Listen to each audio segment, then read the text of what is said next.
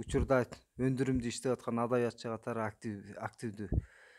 Эгемендик мезгилинен бери мындай учур адабиятында сиздердин муундагы адабиятчылар мындай олуттуу кайрыла албайт эле. Сиз бул боюнча адабий сындарды жакшы жазып атасыз.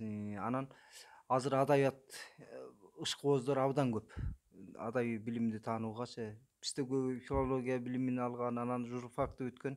Ошо менен баягы көркөм арсеналдарды таанып айтат да. Ошондуктан сиздин сабагыңыздын мазмунун кыскача айта кетели обзор кылып. Мен ошо негизи азыркы адабияттан деле окуп жүрөм. Баягы кийинки эгемендүүлүк мезгилиндеги баягы каалоочулар, айрым калемгерлер келип жүрбөйбү? Бирок мен өзүмдүн жеке пикиримде ошо тарыхый жанрды бир жакшылап үйрөнсөк деген оюм бар да. Анткени тарыхый жанр бул улуттук аң сезимди өстүрүүгө түздөн түз таасир этет го деп ойлойм.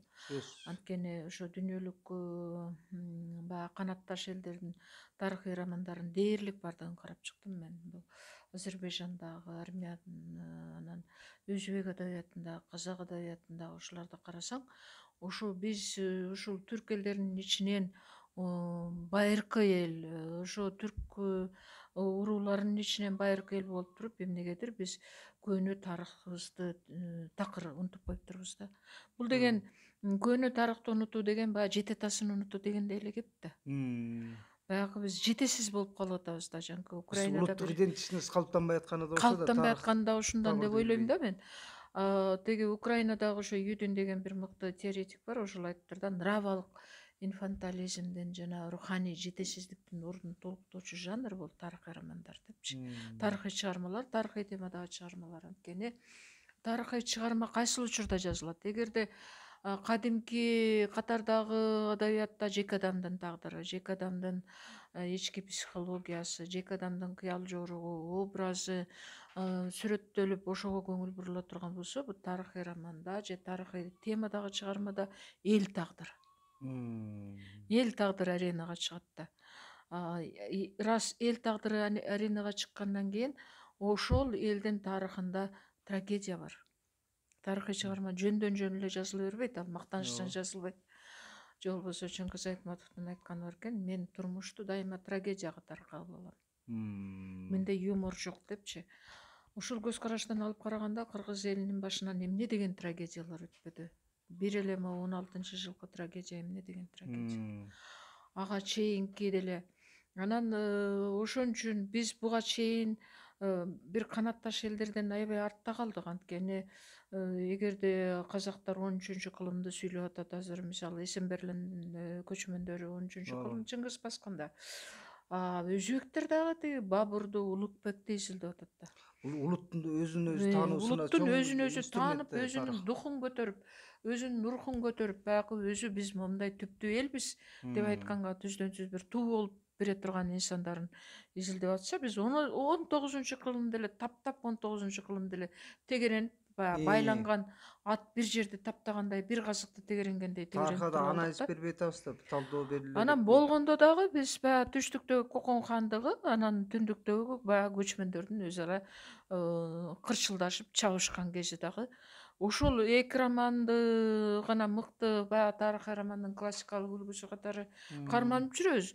Мен кээде ойлойм, мына биздин жогорку кеңештеги интрига балким ошон үчүн элди ушуга дайындап алдыкпы, ушуга өзүбүз даярдап алдыкпы деген ой Улуттук кулк кетет да. мүнөздү калыптап коюп Баягы атты. улут кыргыз деп баягы улуттун кыргыздын туусун көтөргөн киши жок болуп атпайбы? Дээрлик Улуттук жок лидер болуп болуп. атат да. Ошондуктан мына көөнө тарыхты Түгөлбай Сыдыкбеков алып кеткен Көкө Сабаны ошо баштап келип, бирок ал дагы баягы жанрдык жактан тарыхый баяндоо, тарыхый дастанга окшоп калды да. Чыныгы тарыхый романдын классикалык үлгүсүн бере алган жок. Ал эми тарыхый романдын классикалык үлгүсүн берген биздеги Сынган кылыч, анан кийин Самсактын бир жакшы романы чыкты, Касым Тыныстан чагылгандын көз жашы. Анан бул Арслан Койчуевдин чыгармаларын бир анализ беришибиз керек. Анткени жанагы Бакша жана Чыңгызхан романын деле улуттук адабиятта тиешелүү басым берген жок. Башкача айтканда биз ошо түбүбүздү улут катары тегибизди жакшылап үйрөнгөндө ошондо улуттук аң сезимге бир дүрт эткен учкун, дүрт эткен жалын пайда болобу деген үмүт бар да менде. Бир жагынан, экинчи Жанагы жагынан сиздин талдоолордо ажар жөнүндө дагы учкай айта кетсеңиз, биздин баягы кыска. ажарды биз мына деги Касымалы Баяйленов ошо кыргыз прозасынын баштоочусу катары таанылды го без адай процессте. Бирок ажардан кийин ажар бул биринчи чыгармасы. Тырмак алды Мындай чыгармасы. алганда биринчи да, эми ага чейин майда аңгеме сыяктуулары болгон баягы элдик сюжеттин негизинде. Бирок бул чыгарманы жазып атканда өзү Казакстанда адабият институтунда окуп аткан студент экен. Ошондо ошо казак мугалими, адабияттан берген мугалими келип айтат да, бир аңгеме окуп берип, анан ушундай бир башыңардан өткөн окуяны алып туруп аңгеме жазганды үйрөнүүгө тийишсиңер силер. Адабият институтунда окуп атасыңар. Бирок ал адабият деле эмес, мугалимдерди даярдоочу институт экен. Анан ошондо мен дагы ойлоно кетип дейт, мен деле ушундай бир аңгеме жазсам болбойбу деп, ошол сабакта отуруп ажардын энесинин мүрзөсүнө келип ыйлап турган жерин жаза кеттим дейт да. Эми ошондо 20-жылдар болуп атат. Бул 28-жылы жарыкка чыкканы менен мунун жазылуу мезгили 23-26-жылдар да. Эми баягы антип мынтип басмадан чыкканча ошол болгон окшойт. Мындай алып караганда бир кылым өтпөдү. Мына бир кылым өттү. Ооба. Бирок бүгүнкү күндө дагы ажарды окусаң сен көңүлүң кайт болбойт. Сен кайдыгер карабайсың. Чечмелеп берсиз, жанагы негизги метафора, символду. Негизги бул ажарды окутканда дайыма бул кыргыз элинин аялдарынын теңсиздиги деп окуттук да. Чындыгында андай эмес. Ооба. Андай эмес. Ажар бул Большевик саясатынын эле рамкасында ооба, идеология ошондой болчу да. Мына теги Советтер Союзу келди, Октябрь революциясы жеңди. Биз ушундай сатылып жүргөн кыргыздарды адам кылдык деген эле идеология болчу да. Илимий адабияттарда ошондой талдоо кеткенден кийин мугалим байкуштар эмне ошону эле колдонот да.